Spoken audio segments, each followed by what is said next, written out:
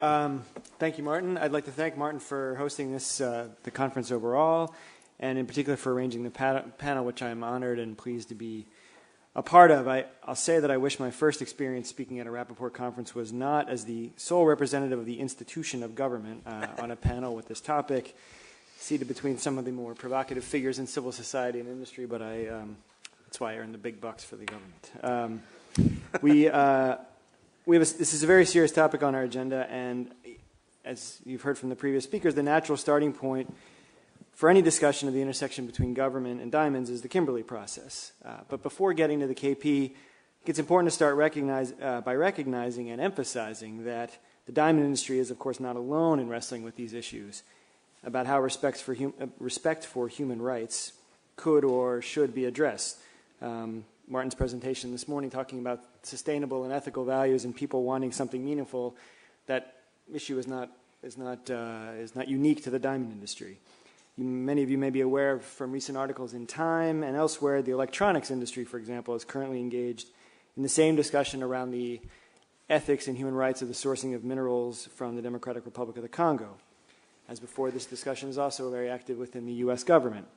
And there are a number of industries, coffee and apparel stand out as some examples where questions of respect for human rights and ethical trading practices have been tackled and many good initiatives brought to bear.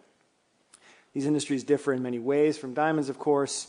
Obviously, none of these other industries deals with a product that is as strong and resilient, yet as capable of being tarnished in the public eye as diamonds. They share a few important characteristics as well.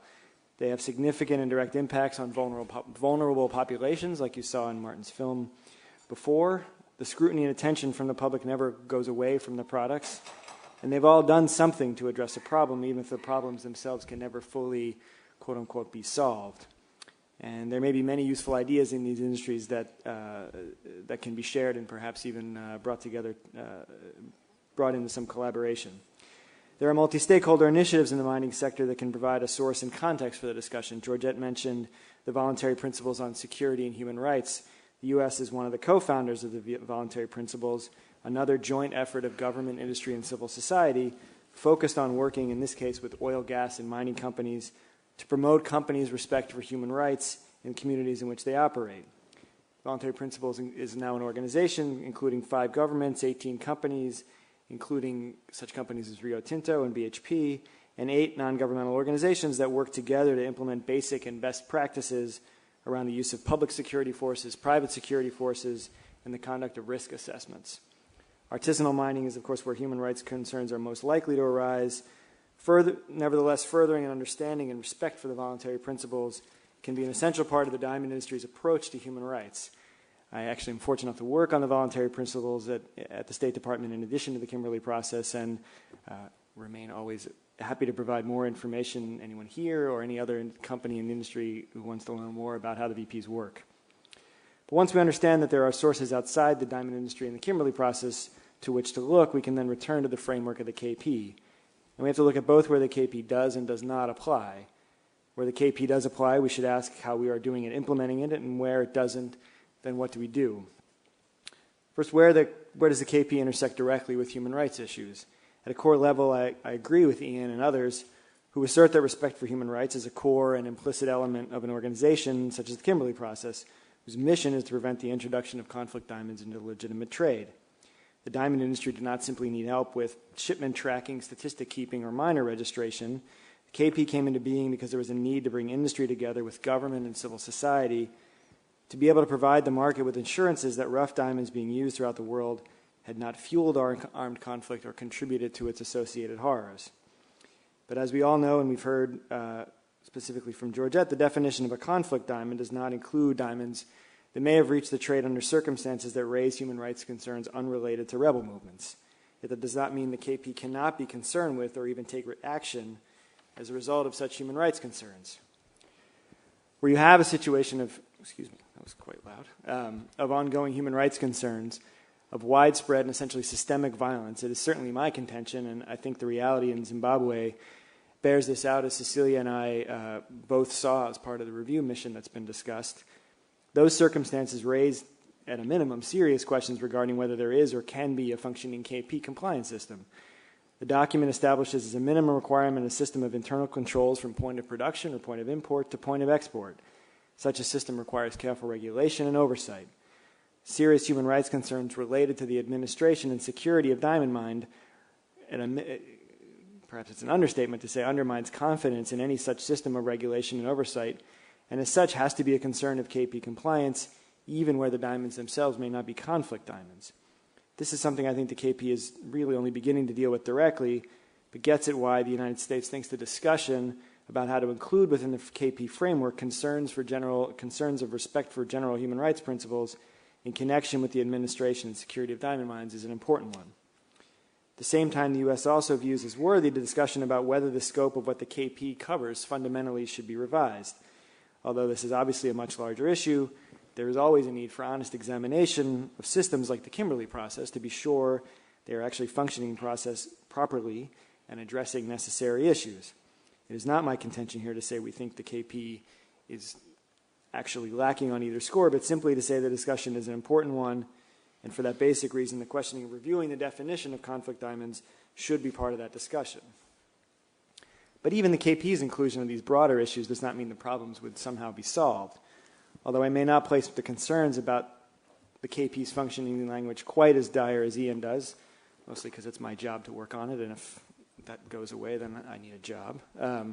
I think it's almost without question that the KP itself is not set up to, nor can it try to, be a centralized regulatory body with the enforcement or monitoring staff that's needed to control all aspects of the trade.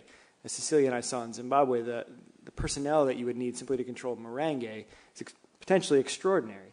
And the notion that the Kimberley process itself can be the source of that personnel or those resources would be a situation difficult to get to.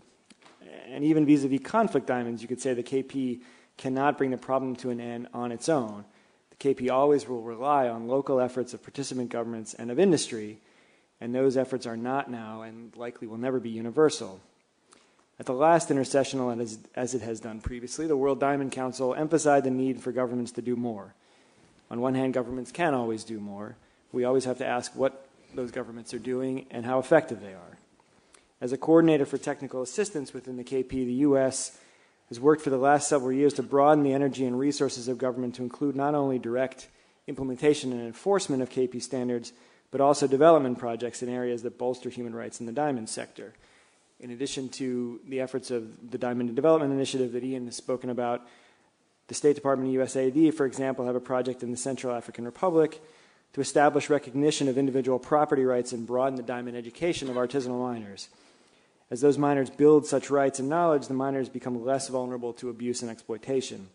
We hope that even during the severe economic downturn, industry and governments will continue and perhaps even expand positive efforts in this area as we understand the long-term efforts that, and really sustainable efforts that such kind of assistance and development brings. In the end, I can really only commit for my own part to doing what I can to ensure focus and attention from the U.S. government and from my counterparts in other governments. A large role still must always fall to industry.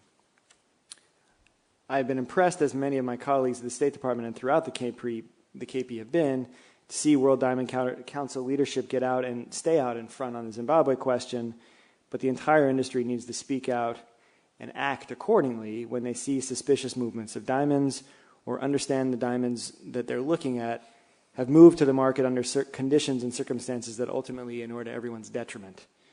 Buyers and sellers must be the industry's first line of defense for its own reputation, must ask the hard questions, and take the hard actions and decisions about suspicious and ultimately problematic shipments. Even if we can do more, governments can never do this alone.